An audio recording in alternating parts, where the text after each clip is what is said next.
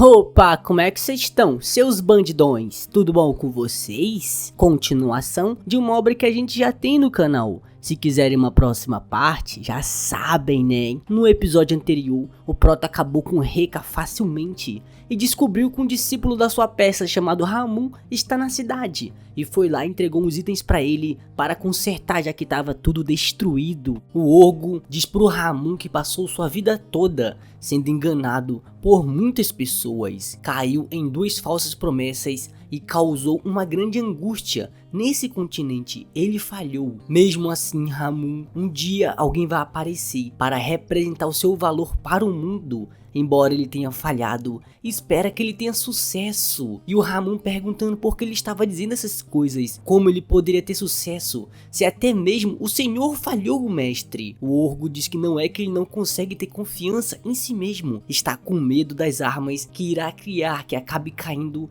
na mão de pessoas ruins, e que isso leve a ser chamado de um encharcado de sangue como ele também. Se estiver incerto, pergunte a eles o que ele planeja fazer com o item que você criou. E o Ramon continua martelando, se perguntando quantos selos essa espada ainda tem. Pensou que já tinha removido grande parte dos selos, mas ainda existe diversos selos restando. Além disso, esse selo não está só restringindo somente o poder da espada, ela também está restringindo o poder do portador. Como será que essa espada vai ficar depois de remover todos esses selos? Mesmo assim, essa espada não pode cair na mão de pessoas erradas. O seu mestre gastou sua vida toda se arrependendo de ter deixado sua espada cair na pessoa do mal. Ele também lhe disse que a maior virtude de um guerreiro não é o talento, mas sim o olho para pessoas. Ele ainda não confia naquele cara e também vai fazer uma pergunta. Se me responder de forma incorretamente, vai derreter essa espada e apagar isso do mundo.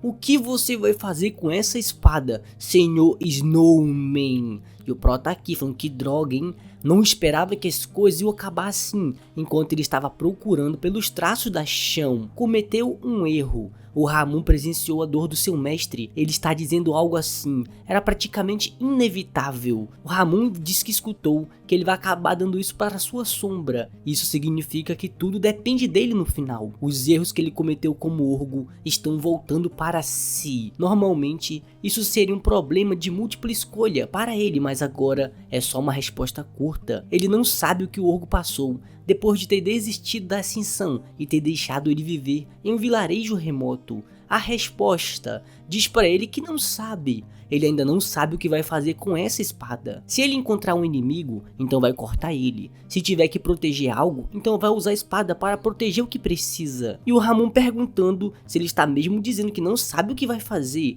Realmente tem certeza disso? O Prota fala que sim. Sendo honesto, ele acredita que seria estranho se uma pessoa tão certa sobre o futuro, sendo que não sabe nada sobre isso, ele não concorda. O Ramon fala que desse jeito vai deixar a espada com ele, meu parceiro. Uma espada inagualável com respiração muito boa, com a descrição aí ó, grande pra cacete. O Ramon fala que aqueles que são repletos de convicção não precisam dos teus itens, e aqueles que precisam dos teus itens não terão certeza absoluta de algo. Essas são as palavras do seu mestre. Ele tem o direito de manipular essa espada. Prota diz que não consegue acreditar que ele fez uma espada em tão pouco tempo. Pensou que a espada do Loar iria se tornar um item de qualidade tesouro no máximo. Mas o Ramon foi bem mais longe que isso. O capacete que deixou também está bem ali. Virou o capacete da calma. Antes era do ódio. E já que seu trabalho está feito, vai se retirar. Mas pode visitá-lo de tempos em tempos. Já faz um tempo desde que ele parou de trabalhar como ferreiro. Mas ainda pode ajudar ele às vezes. Prota fala que vai aceitar essa oferta. Foi bom as coisas terem acabado assim. Ele também não esperava que o Ramon se tornaria o seu ajudante para uma aventura que ele está bem preocupado. As coisas estão indo muito bem. Vai começar sua aventura 9, Cerimônia Secreta dos Necromantes. Tem apenas 23 horas restante. Vai chegando no acampamento todo sujo e acabado. Vai usando a sua visão aguçada. E existe traços de uma carruagem ter passado pelo local. Essas marcas foram feitas por uma faca também, claramente intencional. Provavelmente foram feitas pela pessoa conduzindo a carroça ou seu guia. Mas se não foi nenhum deles, então só pode ter sido a chão. Parece que não tem escolha, além de ir mais fundo na floresta. Vai na direção que o cheiro de cadáver tá mais forte. Uma armadilha de 2 camadas vai aparecendo. Quanto mais a fundo na floresta, mais forte fica o cheiro. E julgando por essa armadilha, claramente tá indo no caminho certo. Mesmo se ele só passar pela armadilha, o problema real é a maldição. Precisa achar o causador disso. Vai vendo um pombo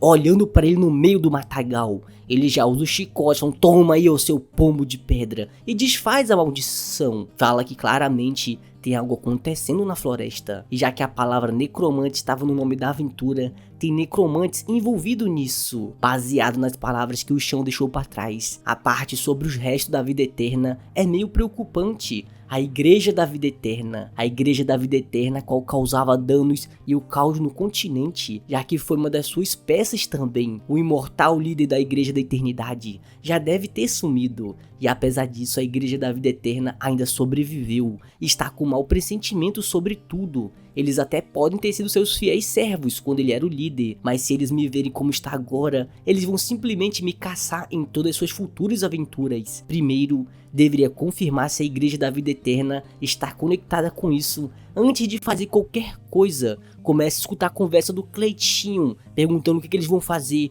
na mente daquele cadáver vagabundo. Ele já devorou mais de 20 pessoas, como pode? Ela nem precisou se mover para fazer isso, é muito perigoso. E o Pro tá se perguntando se é um demônio, como eu vou entrar na mente de um cadáver? Eles devem estar falando sobre o artefato cristal do pronunciamento da morte. Eles devem estar usando o cristal do pronunciamento para criar um morto-vivo forçado. Não precisa de um esforço muito grande para despertar um morto-vivo de nível similar do necromante, mas é uma história completamente diferente se o morto-vivo for de nível bem mais alto que o necromante ou se o cadáver se recusar teimosamente a renascer mais uma vez. O cristal serve para isso, te permite entrar nas memórias do cadáver ao quebrá-lo. Necromantes podem entender mais sobre o morto-vivo durante esse processo. Sabe que os investimentos são bastante altos e tem muita ansiedade com isso. O pessoal tá reclamando porque não sabe o que vai acontecer no futuro.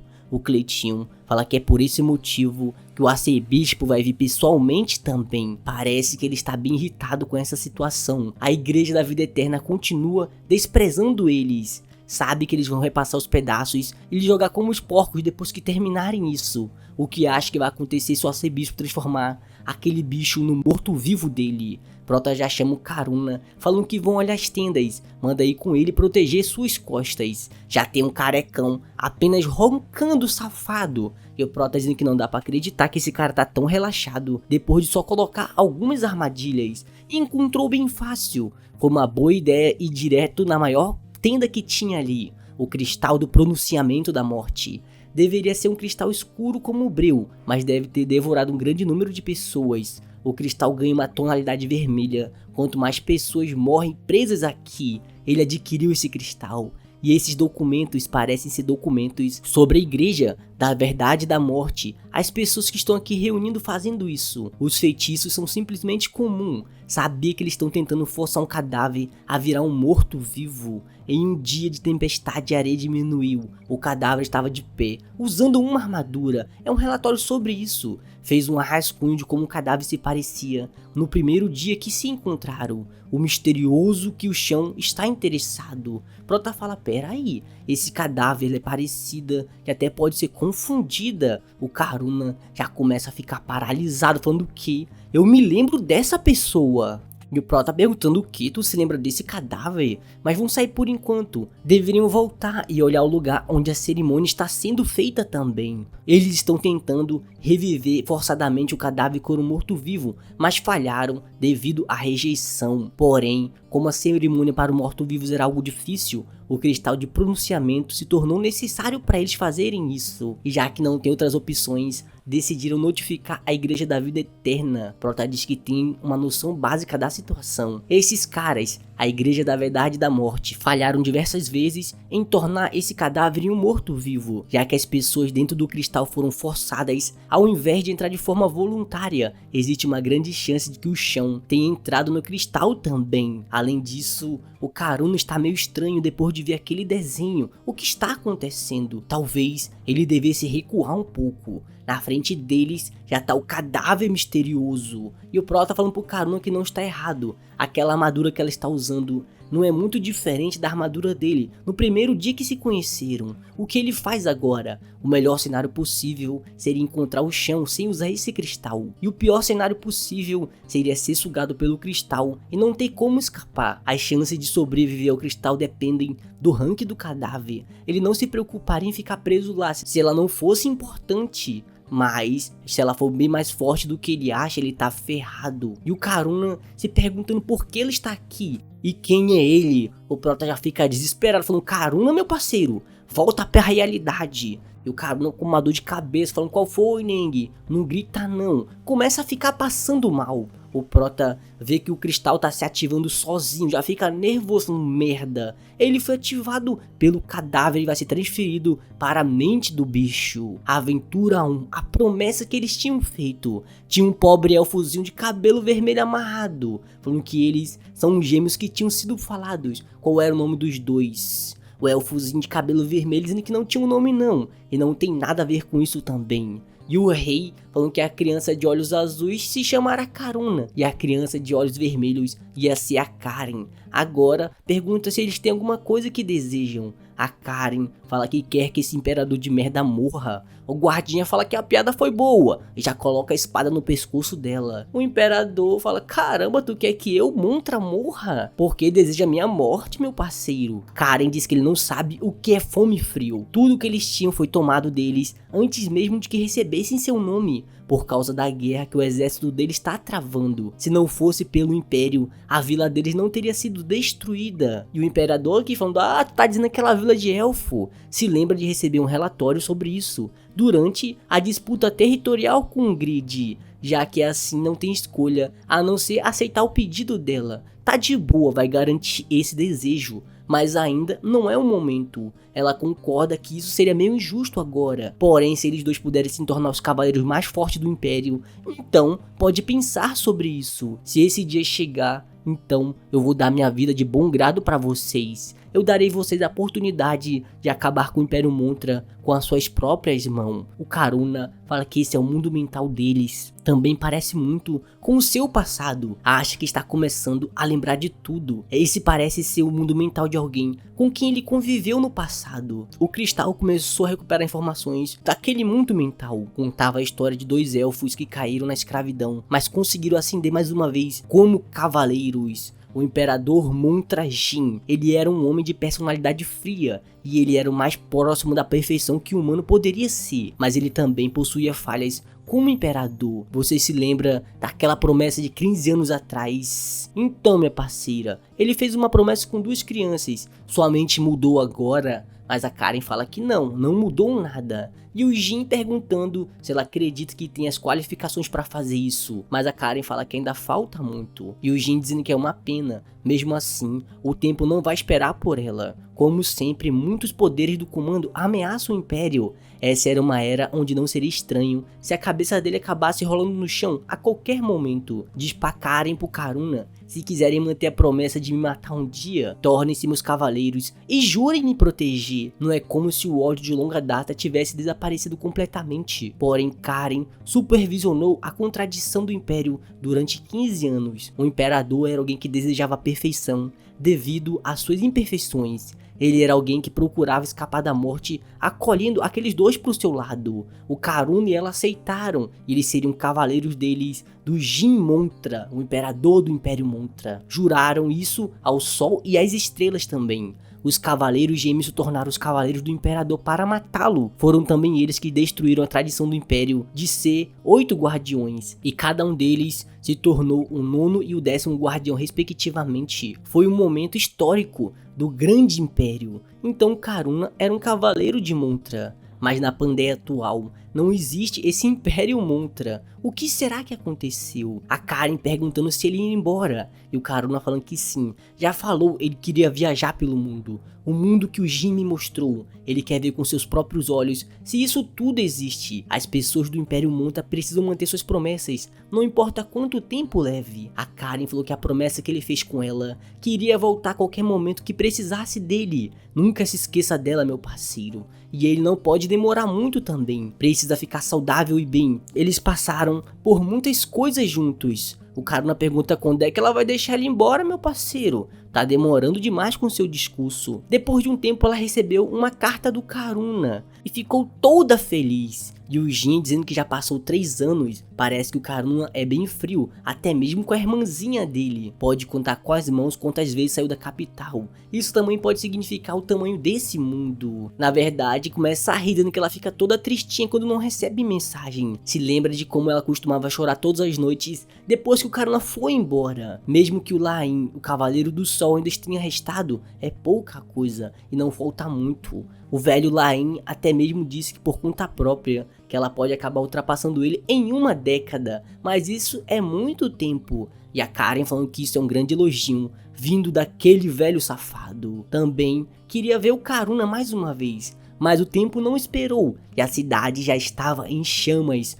Fire, fire, alright? Eles precisavam apagar o fogo, mas o guardinha falou que não podia deixar aqueles caras entrar. Esses desgraçados estão chegando perto do palácio. E o Lain mandando a Karen tomar cuidado, tem um traidor entre os guardiões. Foi nessa hora que chegou uma velhota mandando a Karen abrir a porta. Era a Leona. Ela disse que era o fim do Império Mantra. Jin vai ser retirado do seu trono a partir de hoje. Não era isso que tu queria também? Mas a Karen falando que não, eu que quero matar aquele cara. Não cruza essa linha não, seus vagabundos doentes. E a Leona falando, calma, eu sei que vocês gêmeos têm uma característica única, que torna muitas vezes mais forte quando estão perto um do outro. Você acredita que o Karuna vai voltar ainda? Ele não vai voltar, desista de uma vez, sua otária. E a Karen chorando, mandando ela calar a boca. Ele disse que tá vindo, ele ia voltar, foi o que ela pensou. E o Prota falando, caramba, o mundo todo tá começando a colapsar. E o Karuna se lembrando do passado, falando que realmente prometeu pra ela que iria voltar mais uma vez. Então,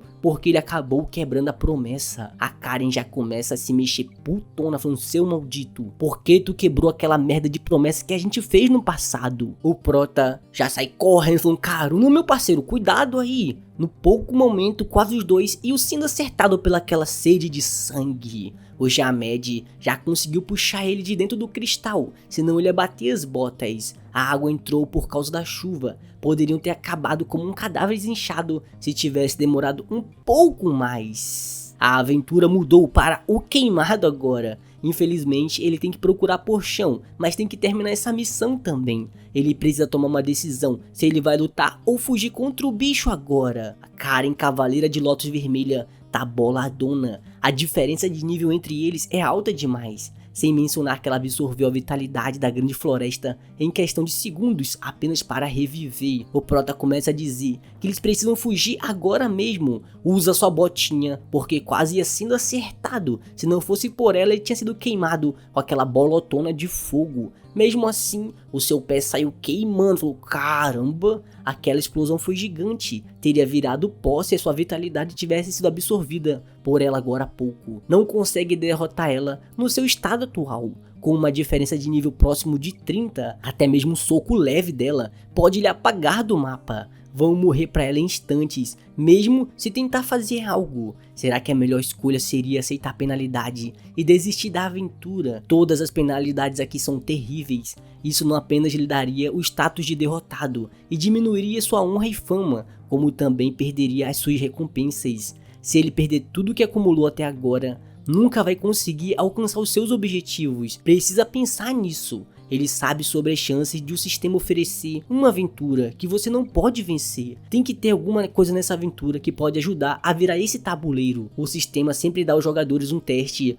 para que eles possam superar como destino algo que ele possa usar especificamente por causa desse momento atual. Começa a ver o pessoal chegando perto, dizendo que o cadáver reviveu, a igreja da verdade e da morte. Fala assim, aqueles cara são as coisas que ele pode usar nesse momento. E o pessoal da igreja aqui, apenas tentando parar o cadáver que tá muito puto. E o carecão sem entender o que tá acontecendo, todo cagadinho. E o Prota já chega falando, qual foi? Vocês não receberam nossas mensagens? Tem certeza de que a igreja disse para esperarem, seu maldito? E os da igreja falam, o que não me diga? Você ser o enviado da grande igreja eterna? O Prota fala que sim. Levou tempo para perceberem, vocês são lerdo demais. Porque a Igreja da Vida Eterna ignoraria os seus pedidos, embora ele esteja um pouco atrasado. Veio pessoalmente para ajudar todos, quer que passe um relatório da situação e quer todos os detalhes. O carequinha diz que o cadáver saiu das suas correntes, agora está resistindo, ainda não tiveram nenhuma baixa significante.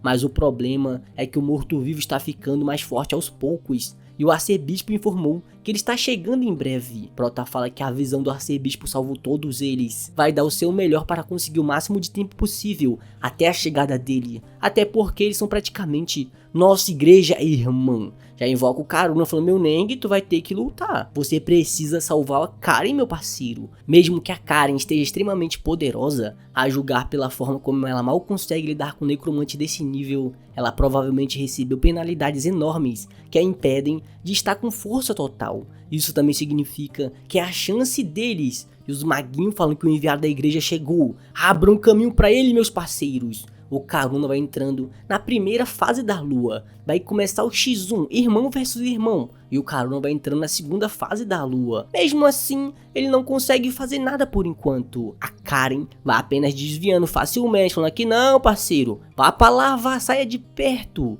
E o Prota só observando, dizendo que os instintos dela sozinhos são capazes de pressionar o Karuna bem no meio da luta. A Karen está ficando mais forte com o tempo, mas ele não pode mostrar o Jamed, sendo que está no meio das linhas inimigas. Precisa de uma carta na manga se ele quiser se manter seguro, não pode mostrar o Jamed ainda. E o Karuna aqui falando, Karen, eu voltei porque não tá me reconhecendo. Abra os seus olhos, minha irmã, pare com isso, você está drogada. E a Karen vindo pra cima pegando fogo literalmente, falando, sai daqui, toma esse ataque de fire, meu parceiro. E o Prota usando o escudo só nele, senão ele ia virar churrasquinho. Isso mostra o quão poderoso é o atributo de fogo. Não apenas tem o poder de fogo mais puro de todos os atributos, como também se espalha extremamente fácil. A Karen está empurrando o Karuna em seu estágio de meia lua. É quase como se ela quisesse ostentar o quão poderosa é o atributo dela. Queria deixar isso pra mais tarde. Será que deveria falar pro Karuna entrar no estágio da lua cheia?